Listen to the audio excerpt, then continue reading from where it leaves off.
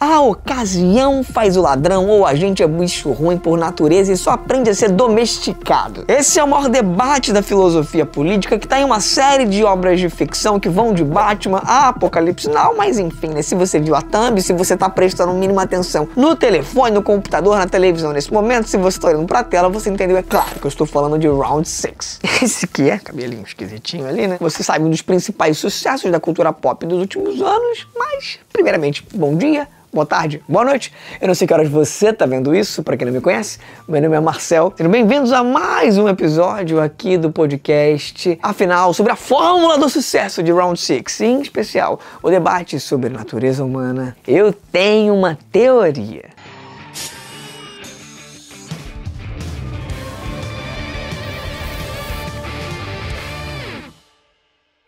Pra quem tá assistindo isso aqui pelo YouTube, entendeu que eu tô num cenário novo, mas que não é propriamente novo, é um improviso, precisei gravar uma circunstância muito específica. Você conhece, né? Se você me conhece, tá na Netolab, sabe que isso aqui é um cenário que a gente usa lá no canal do Felipe, tô usando circunstancialmente. E para não deixar vocês aí, né, sem episódio, dei meu jeitinho, mas continuo gravando num professional studio sim. E aqui, assim como na Netolab, vou pedir para você aquele seu like maroto que você mande pros seus amigos, seus conhecidos, quiçá pros seus inimigos. Isso aqui tá me enforcando.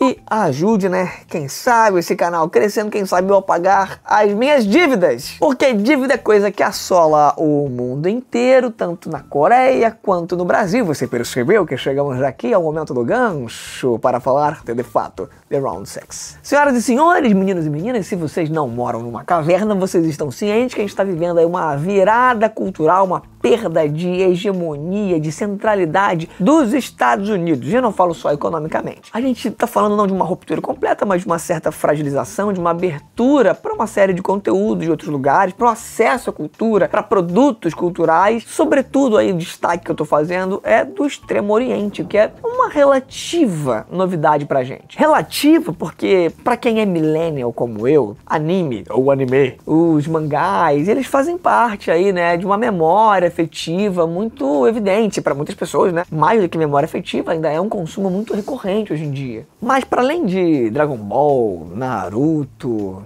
One Piece, Death Note, Pokémon, a gente tá vendo um universo para além da animação do Extremo Oriente chegar no Ocidente. E isso faz parte de um fenômeno pós-redes sociais, que ampliaram aí o conhecimento de outros mundos, é claro, né, com maior frequência aquilo que está dentro do universo do pop. De Psy a BTS, tá claro que o K-pop veio pra ficar. E não só isso, né, o Parasita acabou sendo o primeiro filme falado num idioma que não inglês a ganhar o Oscar de melhor filme. Vidas Passadas é um dos filmes mais lindos que eu já vi na minha vida, e esse é um parêntese tanto gratuito aí, só porque pra mim é um filme inesquecível. E fofocas pique Sister Hong finalmente se tornaram globais. O que não tem o mínimo cabimento de ser mencionado nesse vídeo, eu só falei porque eu queria deixar algum registro dessa fofoca. Infelizmente eu não tenho nenhum motivo para continuar falando disso nesse vídeo. Mas eu continuo achando que a grande obra aí nesse contexto pós-redes sociais que furou a bolha foi Round 6. E quando eu falo de furar a bolha, eu não tô falando de ser consumido por uma comunidade específica, seja de otakus, ao fã de dorama. A gente não tá falando de um público que vai a evento, que faz cosplay, nada disso. Round 6 chegou ao público médio ocidental.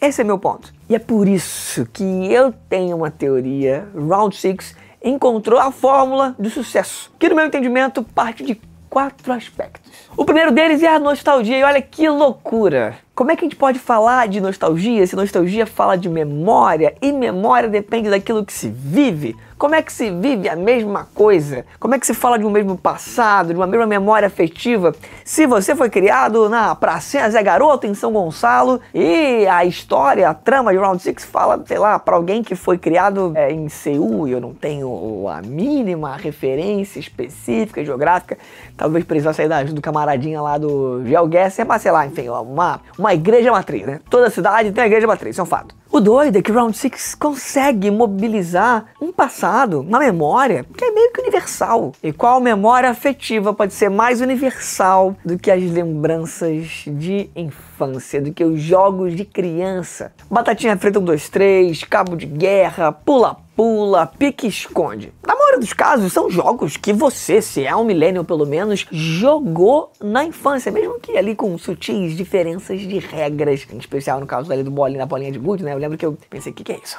Mas enfim, era bolinha de gude. E não é que você apenas sinta saudade porque você idealiza o passado, embora isso evidentemente exista, né? Esse papo de Nutella contra a raiz é uma bobagem. Mas o fato é que o mundo mudou, esses jogos são cada vez mais raros porque as crianças, por muitos motivos, as cidades cresceram, incharam, o medo também aumentou, os games se popularizaram e as crianças brincam muito menos na rua, de fato. Claro, nem todos os jogos da série lá tem no Brasil, assim como tem muitos jogos brasileiros que não aparecem na série, senti falta de vários. Aproveito para pedir para você comentar aqui embaixo qual jogo fica faltando em Round 6, qual jogo brasileiro seria irado de ter lá, sei lá, uma queimada. Dos jogos deles que não tem aqui, ironicamente, o mais central de todos é justamente aquele que batiza a série, que é Round 6. Aliás, o nome da série original não é Round 6, isso só rola aqui. O nome original é Squid Game, é o jogo da Lula. E você deve se perguntar, obviamente, por que aqui não ganhou esse nome? Bem, suspeito que você já saiba. Você imagina, né? Uma série com um monte de cara vestido de vermelho, com um fuzil na mão, que isso aí seria um embrião de um monte de fake news que você receber de imagem disso no WhatsApp, agora ainda mais, né? Com o Deep Web, é brincadeira, né? A Netflix ia viver uma espécie de mutirão de cancelamento pique o Cazé tá vivendo. Bizarrice de uma sociedade doente à parte, a nostalgia, a calma, cria conforto, familiaridade,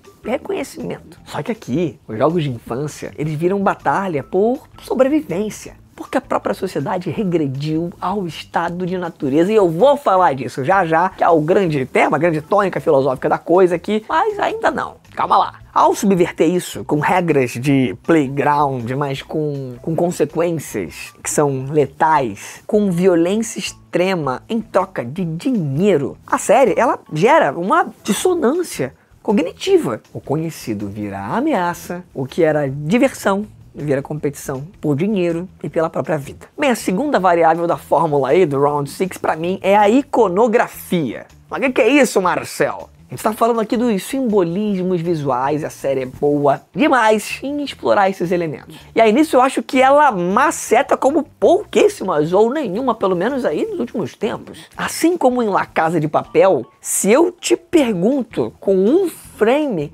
qual série é essa, tu bata de cara. E aí, considerando o enredo dessas histórias, eu acho que o meu inconsciente acabou de fazer um trocadilho mais forte que eu. Mas pensa comigo, a nostalgia, ela não é forte só pelos jogos, e sim por uma questão estética envolvida aí também. Uma identidade visual muito descolada, muito distante do que a gente vê hoje. Porque tá baseada em cores primárias, hipersaturadas. E eu confesso que na minha cabeça é vermelho, né? Quando a gente comprou a fantasia aqui, ela veio, acho que super rosa, né? Eu sei que eu tenho daltonismo não só de paladar, mas seletivo também, um tipo de daltonismo de visão, mas isso não é rosa, meu povo. Mas enfim, a tendência aí há décadas no cinema, nas séries, é trabalhar com algo meio sombrio. É só olhar para os filmes que você simplesmente não enxerga nada, embora seja uma certa ironia e um pedido meio burro, pedir para só olhar se você não enxerga. Além da predominância ali meio de tons pastéis, para dar um certo tom dramático, melancólico nas coisas, que não por isso, mas um dia eu espero que se tornem chamados de tons marciais, porque eu invejo muito aquele filé Oswaldo Aranha. Se é maneiro você ter um nome de comida, imagina o nome de cor, né? Tipo, cor de rosa, cor de laranja, cor de Marcel,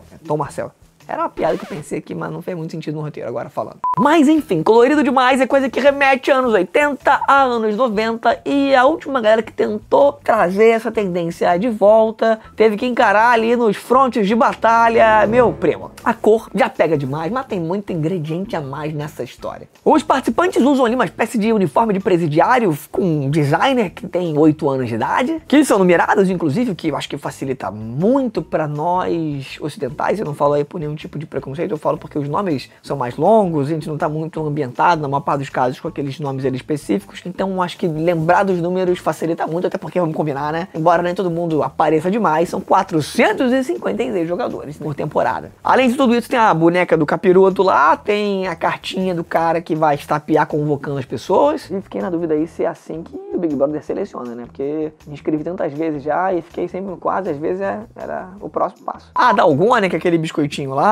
as máscaras, com inclusive essas formas geométricas minimalistas. Isso tudo cria elementos muito próprios. Acontece que todos esses elementos estéticos nos levam a um terceiro ponto aí da fórmula, que é a capacidade de retenção. Eles fazem parte da estratégia, daquilo que a gente chama na comunicação de economia de atenção. E Round 6 explorou como ninguém isso que eu chamo de pace de streaming, fazendo uma referência um tanto gratuita ao universo da corrida, por motivos de, a galera tá correndo bastante, né? Enfim, ficou incentivo para as pessoas fazerem práticas de saúde, tô tentando a minha também aqui, e vai deixar um beijo pra Ana aqui, completamente do nada, só como pretexto pra declarar amor aqui pra Ana, então beijinho, bem. Mas deixa eu provar meu ponto. Tem uma cena que parece que a produção tá tratando o espectador como se ele tivesse um QI de gorila. Mas não é isso, não é disso que se trata. É sobre você,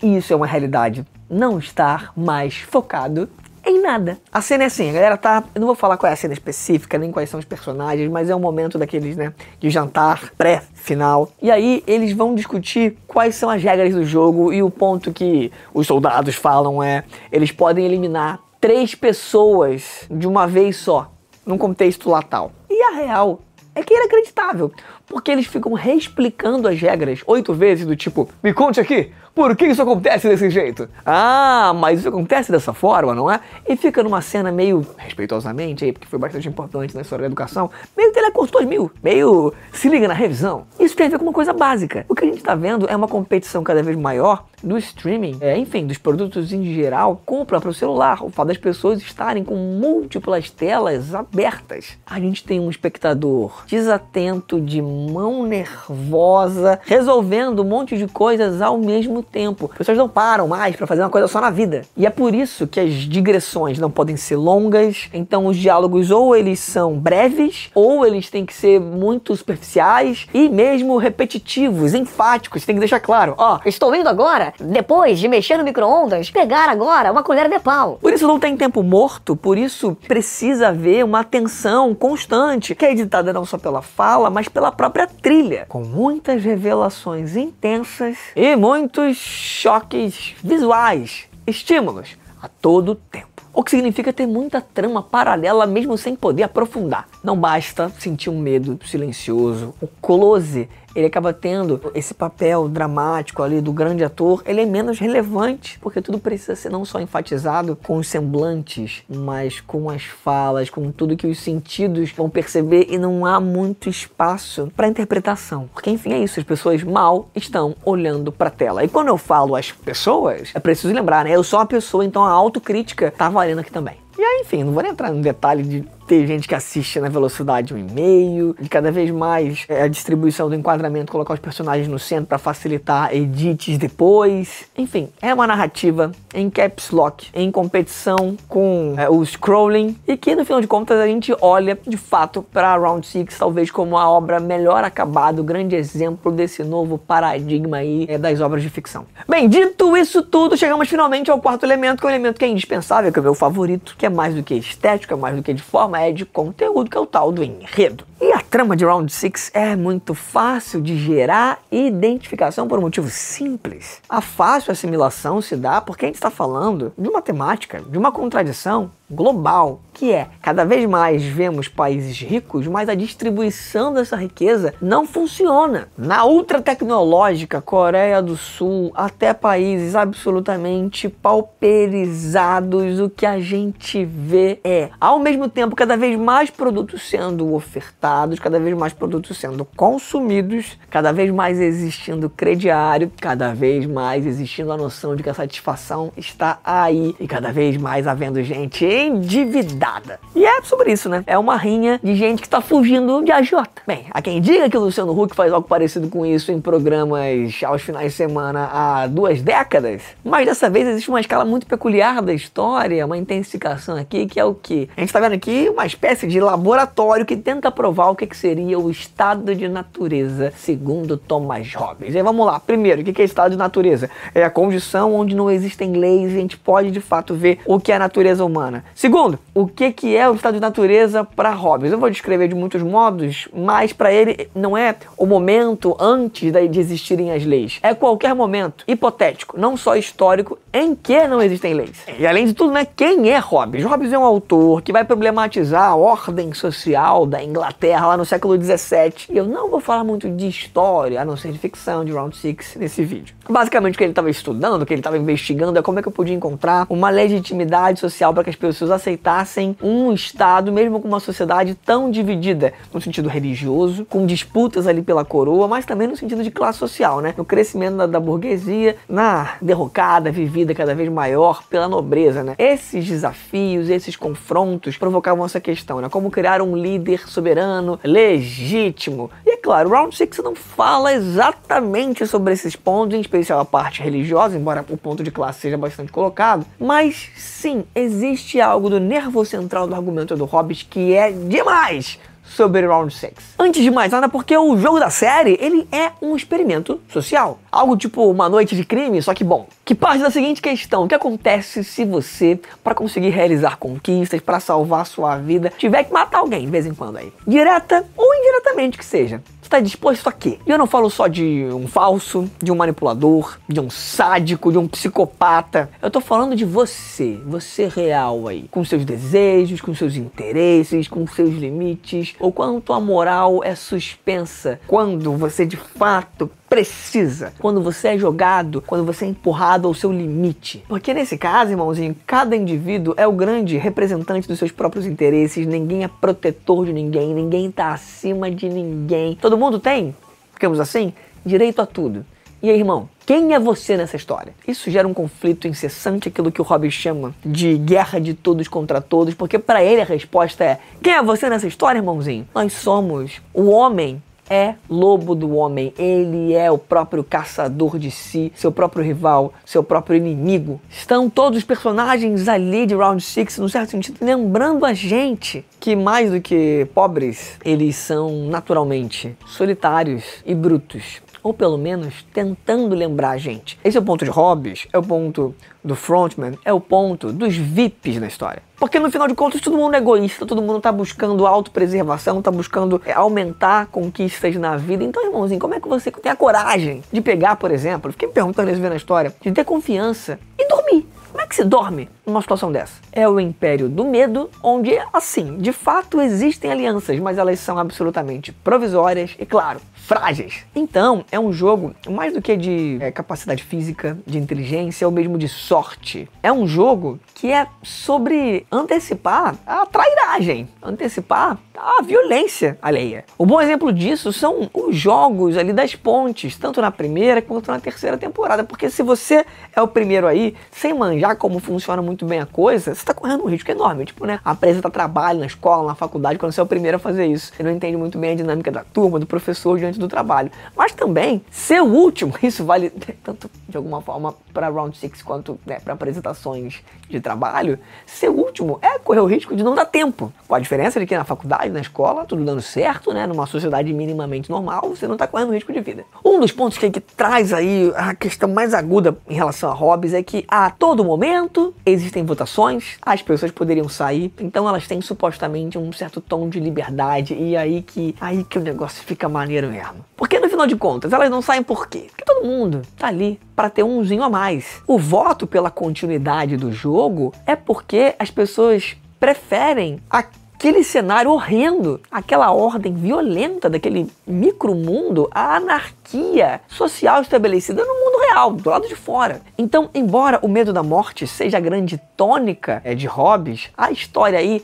traz algo ainda mais profundo. Com todo respeito a Hobbes, que é um dos grandes intelectuais da história da filosofia política, tem algo particularmente interessante ali, que é, às vezes, acima do medo da morte, existe a impulsa a uma vida de desespero e humilhação. Essa meritocracia impiedosa não é comandada por um rei absolutista, mas é uma espécie de reality show ali feita para VIPs, aquelas figuras que são meio toscas na primeira temporada e que vão ficando bastante trash na última. E vamos combinar que não falta coisa trash, não falta clichê, não falta furo na terceira, na segunda, o que tinha menos na primeira, embora na primeira fosse um pouquinho manjado, eu acho. Mas tem algo que salva, e aí com perdão aí, né, do jogo de ideias, do jogo de palavras, não é só o herói, o Ji-hoon. Claro, né, ele tem ali um lance meio messiânico, embora tenha personagens ali que exploram essa questão da manipulação religiosa, esse não é o ponto dele, algo messiânico no sentido não de quem tá dentro do jogo só, né, embora ele vá com essa meta de se salvar, de resolver ali na terceira temporada, ele tem uma ideia de redenção da humanidade, né? E eu acho que esse é o ponto alto no final de contas.